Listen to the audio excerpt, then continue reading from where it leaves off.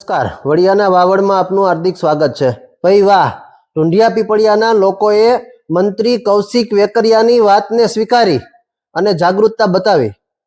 ઢુંઢિયા પીપળિયા ગામની અંદર પ્રવેશતાની સાથે જ જે જૂની બેઠી ધાબી હતી તેની જગ્યાએ હાલ પુલિયાનું કામ ચાલી રહ્યું છે।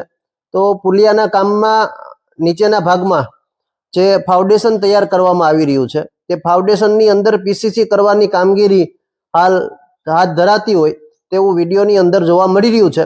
પરંતુ એની અંદર પુષ્કળ પ્રમાણમાં ધૂળ હોય, કામ યોગ્ય ના થઈ શકે એમ હોય, તેથી સ્થાનિક લોકોએ જાગૃતતા બતાવી આ કામને પહેલા રોકાયું, ત્યારબાદ એ સંપૂર્ણ ધૂળ છે એ સાફ કરાવી, પાણી છટાવ્યા બાદ ફરી એની ઉપર પીસીસીની કામગીરી કરવામાં આવી।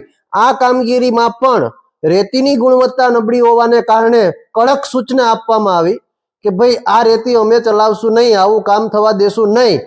તો આ બાબતે મંત્રી કૌશિક વેકરિયાએ 2 મહિના પહેલા વડિયાના એક ગામની અંદરથી કીધું હતું કે ભાઈ તમારા ગામમાં જ્યારે વિકાસના કાર્ય થતા હોય તો એની ઉપર દેખરેખ રાખજો, એને અટકાવજો નબળું કામ થતું હોય તો। આ બાબતને ઢુંઢિયા પીપળિયાના સ્થાનિક આગેવાનોએ સાબિત કરીને બતાવી કે આવી નબળી ગુણવત્તાના કામો અમે સ્વીકારશું નહીં અને ક્વોલિટી મુજબના કામ જ અમારા ગામના વિકાસના થશે। તો એ સ્થાનિક આગેવાનો કે જેણે આ કામગીરી અટકાવી હતી એણે સરપંચને જાણ કરી, સરપંચ સહિતના સ્થાનિક લોકો એ કામ ઉપર હાજર થયા અને એ કામગીરીમાં સંપૂર્ણ ગુણવત્તાસભર કામગીરી થાય એ માટેની ચર્ચાઓ અને સૂચનાઓ આપવામાં આવી। આ જાગૃતતા ઢુંઢિયા પીપળિયા ગામની અંદરથી જોવા મળી છે। આવું જો દરેક ગામની અંદર જોવા મળે તો ચોક્કસથી ભ્રષ્ટાચારને અટકાવી શકાય।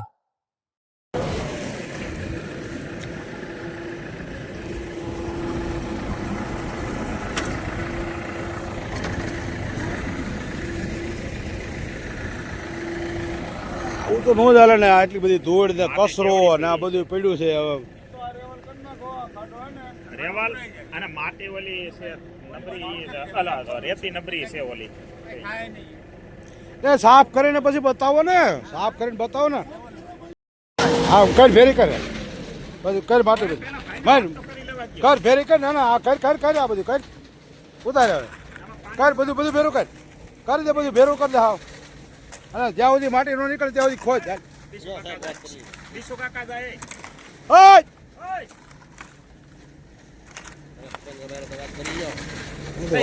વાત જ કરી।